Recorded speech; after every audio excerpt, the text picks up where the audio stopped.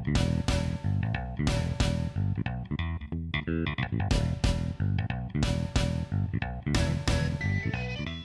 right, so welcome back to another interview episode here. So this is Jimmy from Roadshow Cards. Yes, sir. We appreciate you coming out. Honored. So we are out here at the Mint Collective. Yes. A really incredible show that we have going on. So what do you think about the show so far? Can you give us your impressions? Yeah, I love it. I've actually been asked this a couple of times, and it's a strong sense, which to me, it almost feels like in other lives of careers I've had, it's the right mix of business. It's not just a card show. Like, we've all been to card shows, and you get really great high-end stuff, and there's a lot of that here, but it's got a lot of the people that I want to discuss business and strategy and Sure. industry trends and topics like that with, which is not at every card show. Yeah. And so to me, they really hit it with the right mix of, okay, we're going to have these today, these panels, you can learn. All right, now I can set up 10 meetings over these 3 days with people that I want to talk to about advancing the shop, advancing the hobby, and I can go get some cool cards. Like, go get my Joe Burrow, my Kentucky guys that I want to get. There you go. So to me, they really nailed it. This year, three of us came, and we didn't set up as a shop. And next year, I'm going to do the full buffet. Thing. Yeah. I want the whole buffet. Yep. So, And obviously, for anyone that doesn't know, you just got off of one of those panels that you're talking about. Yes, so I did. how did that go? Tell us about what you had in that panel. It was awesome. It was called The Future of Hobby Shops. Where do we see this going? It was Mitch from Bullpen LA, who I adore, Jess from Bleecker, who I adore, Grayson from Cherry Collectibles Australia, who I just met, but I'd bought from him for years. That's awesome. Which That's is good. Really cool. Yeah. Which is always the best part of this stuff. You're meeting people. Sure, meeting people that that you've known online, right. Yeah. Our online life, friends. IRL. Yeah. And then Chris Costa, who's got this bunch of stuff. Card Vault, the Gillette Stadium Card Shop, they're amazing. And then Christina from Card Ladder was moderating, and that was a blast. Cool. Because then you look out in the audience, and it's like, oh, there's Tracy Ackler, there's Steve, head of CMC. They're there listening and talking with you and asking what, and that's special. I like that. That is a very cool feeling. Yeah, I was fortunate enough to get to do that too, to be a moderator. So You're it was fun. Yeah, so it's fun. It's such a cool experience that they have out here at Mint. So, today's Saturday, second day of the show. Yes. We had a big event last night. Yes. But what have you wanted to get done at the show that you just haven't been able to do yet? Like, what's still on Jimmy's agenda? Plenty. I bought a case of cards yesterday from Mitch, and I was so tired I couldn't even rip in my room. My God. It's always a fun thing to show. You get something, you go back to your room and not do it. Yeah. I want to go talk to some regional card shops that are set up here about kind of some certain partnerships that we can figure out. I haven't done that yet. Of course, I just want to look for some PC items myself. Yep. And then it's that beauty of the show where if you just freewheel a little bit, you can end up going down a rabbit hole with some folks and getting to sit outside and just sit, get a drink, sit down, go have a dinner. I haven't done that yet, and I'm looking forward to that. Gotcha. Well, you can do a lot of that in Vegas, that's for sure. So walk me through the origin story for Roadshow Cards. What does that look like? So it's kind of crazy. So cards have been a thread my whole life. I've had many careers in my life. I went to college. I came out of college. I was a high school teacher and a high school principal in my 20s. Okay. So enjoyed working with kids. Still collecting cards all the time. Then I went and helped start a bank with my father, and not a normal bank. You can research all this stuff, people that are interested. But it's a very unique bank where we created software around banking technology. So I was in fintech for about a decade. Then I missed working with kids, and I left, and I went, and my wife and I moved into a foster care group home in the mountains of North Carolina, in the Appalachian Mountains. Okay. The toughest stuff you could possibly imagine. Sure, I bet. Did that for about 4 years. Then I went and ran a camp, a YMCA camp. And again, the whole time, this all does have a meaning, I promise. The whole time I'm collecting cards. And then I go on, when I'm collecting one time, and I rip that pack of cards and get a Zion 101. It goes viral, gets on CNN because I sold it and gave all the money to the foster care home I used to work for. Got it. And I was like, I've loved this my whole life. I've got all this experience with kids, with administration, with technology, with banking. I could do this as a business, like full-time all day, every day. And that started with a dream, and I moved back to where I grew up, which is Lexington, Kentucky, where I also worked for Toby Smith for a while, so I've got a lot of connections with their athletic department and access to those players and people, and know Calipari really well. Cool. And also, it's like we can create a card shop that's a destination shop and have players like Towns, Quickly, Maxey come in, which they all have. Yep. And then let's see where else this can go, which has then led to the success in Kentucky. Now a shop in Sonoma, California, which the guys here are going to run. The one in Bronxville, New York, just moved to this city. Dallas, Texas, we're opening in Mansfield. Can't wait. Yep. All in the next 30 days, right? Yep. One in Bogota, Colombia, that had ties to the guys that I hired for camp. Okay. In a soccer crazy country where they do collect. They have mainly stickers with some cards, and there's not a shop in the country. Sure. Okay. Well, now I'm at a point in my life where I'm doing this not for the money. And I know that's a cliche, and I'm sure it's a pitch for a lot of people, but it's really not. Yeah. I could have, like, even if you were doing this as a business, if you were nickel and diming, you wouldn't pour all this money into brick and mortar shops and make them unique. You know, we've got the Staples Center 4-in-1 shop. We got Arena 4-in-1, like really crazy stuff. Yeah.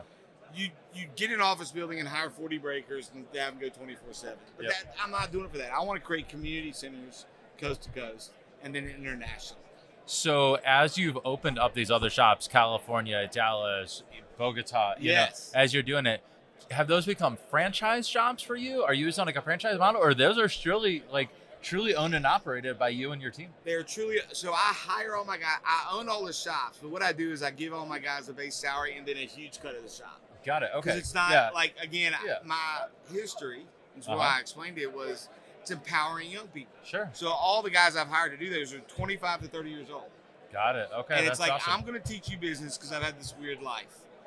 And I can afford to do this. I'll build the shop for you. Yep. You don't have to do the franchise fees. Sure. Yeah. I'm going to own X percentage of this. Yep. Always. Yep. But you're going to make a lot of money if you're smart and if you listen. That's cool. And if you do real well and you work real hard, you'll be set for life. Yeah. And that's how I've set it up so far. Now, that might change down the road if we get to like 20 shops. Sure. Yeah, exactly. But right now, it's 5. Okay. And that's the model. So unique. That's super cool. So, so other than that, what else is Roadshow Cards doing at Mint? I know we have some relationship building. Oh, yeah. You've done the panel discussion. What else do you have going on over the course of the rest of the weekend? Well, I've got my 2 guys from California shop running down. So awesome. Like, it's walk around and say, okay, you guys, not me, walk up and talk to that guy. Got it. And it goes back teaching to business teaching. again, right? Teaching business again, empowerment. Here's what I would do. All right, you guys are kind of our West Coast presence for now. Next year, we're going to do the full buffet.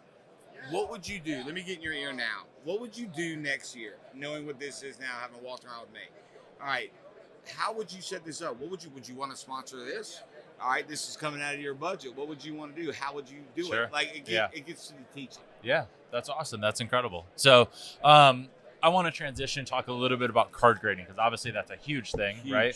Huge for our business, huge for the hobby. So what is your impression of card grading? Good, bad, indifferent? Where are you at? It's good to the degree that everybody can do really well with better grades. Sure. I think it's interesting too. To me, it was always, I think the greatest problem in card grading is transparency, right? And that's, I was actually talking to Todd earlier, who works with y'all. Yeah. And it's funny because we met on Instagram. I used to send him Chiefs cards to help his collection. Yeah. But to me, it was always like, why did I get this grade? Or why is that a 9, not an 8.5, not a 9? I don't understand. Like, what? I need the transparency. So it's good in the sense that, yes, it quintuples the value of your card. But it's got a long way to go. But that the whole industry is doing that now. Everybody's, I said in the panel, we needed the swift kick in the butt. Everybody. And the technology and the investors that have come in that have all done this in other industries like banking 15 years ago. Are saying this market is this unregulated market with all this. Now it's an asset class, and here we go. How do we bring this into the 21st century? Correct. Well, now it's doing that. It's forcing that. Yeah, and all that technology, all that stuff coming. And I'm interested to see what happens in grading with that. Sure. and how that works. Because to me, there's a lot to do, but now we're doing it. I agree with that. There's a lot of steps being taken forward by a lot of different companies, Correct. right? And that's good. Yes. So built off of that, what would you say of the established companies that are out there? What are the grading companies doing well right now? I like, as much as it was a pain point, I like that they shut down for a while and caught up and got it together. Yep. I think that was really good because it gave the market a little time to settle. We did not need to grade all the base cards. They were going for way more than a base card to go for because they were a 10. I like that. I think that at least with some of them, that valuing the customer a little more, it still's got a ways to go, I think, has gotten better than it used to be. Meaning customer service, like that types of stuff? Okay. Right. Like there are people that sending something into grade that this can change their life. Sure. And you can't, I know you got a lot of stuff in the warehouse to grade, Haas, but like this is really important. Yeah. And you got to treat it as such, or at least get somebody that, if they pay for that service, is treated like that service. Sure. That makes sense. And to me, that it's getting there. It's getting there. I like to see that change a little bit. Gotcha. But I'm glad they shut down. I'm glad they caught up, and I'm glad the prices came back down a little bit because that was unsustainable. Yeah, that definitely pushed a lot of people out of the market when it was $150 or whatever the prices. Yeah, that made it really tough. That's for sure. So, so you kind of hit on some of the things they're doing well, and actually even touched on some of the things they're doing better. Is there anything else specific you'd like to see grading companies do better for the hobby in order to make it, a better place? Yeah, I'd like to see that transparency, or at least, the very least, it doesn't need to be necessarily when I talk about transparency, not even on your specific card, but here's how we grade. This is the difference between a 9 and an 8.5. Sure. Just do the very basic educate. Again, I'm a teacher. Yeah. I want to know how. And I'll go look for that if that's how you do it and it doubles the value of my card. But tell me how. Because you're a teacher and a businessman. Right. Yeah. I don't know what the difference is. Yep. Because nobody's telling anybody. And again, I think that needs to keep going with the customer service in a way where I get that there are only a couple of big dogs in the industry, but if you rest on your laurels too much, you'll be overtaken. Sure. Yeah, that makes sense. So what is your outlook of the next 2 to 5 years? What do you think that the hobby's going to look like? Guys, moving so fast. I think you'll see a lot more going under that customer service and what we try and do with our shops. It's similar where you've got to provide something more. Like, you can't be a card shop like it was back when we were growing up, right? Sure. Where the owner grunts when you come in and grumbles when you leave. And it's buy your stuff and go. I'm busy sorting. Yeah. Like, those days are done. Those shops should be here now. They won't be here in 5 years. Sure. If you're not engaged on social media, providing an experience, talking to your customers, finding out what they love, like, you're not going to make it. Those days are gone. Yeah. Or dwindling. So I think that's going to change. I think you'll see a lot more of what you're seeing now is this Card Shop 2.0, which I very much love and am a part of. I think that I think you'll see, my guess is you'll see a TV show or mainstream breaking or a Netflix something or other. I think that's coming. I think you'll see it hit that level of media. The big attention grab of some sort. Yeah, I think that'll happen just the way it's going. It might not. I think you'll see more shows look like this versus the old. You'll still have them, the old VFW shows. Yep. But shows will increase in their quality, much like this is a step up. Sure, yeah. Like this show, the way it's been this week, could replace an old Summit show of somebody. Sure. I don't know who. Yeah. I'm just saying this is what I would expect it to start becoming. Yes. Yep. I think it'll be interesting. I think you'll phase out old shops. You'll have a lot more Card Shop 2.0s. You'll see mainstream media hit it more. And I think the international market is very interesting to me. Very, very interesting. Everybody knows basketball is the most expensive because of its global.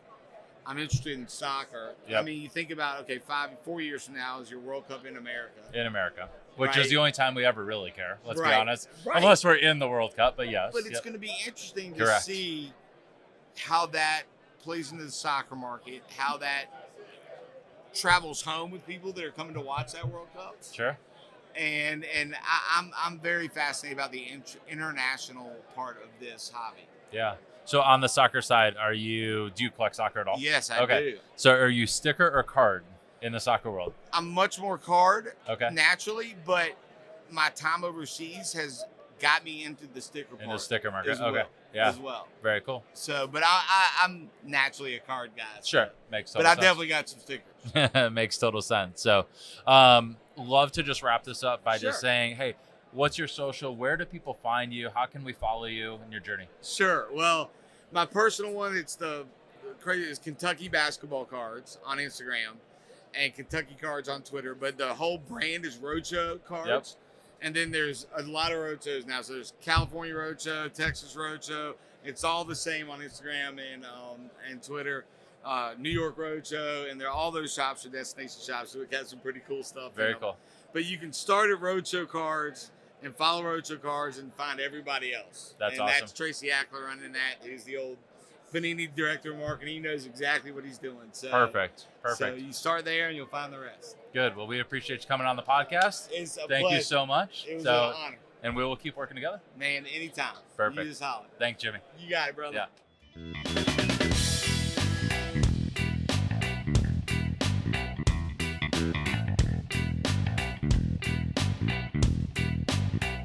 Yeah.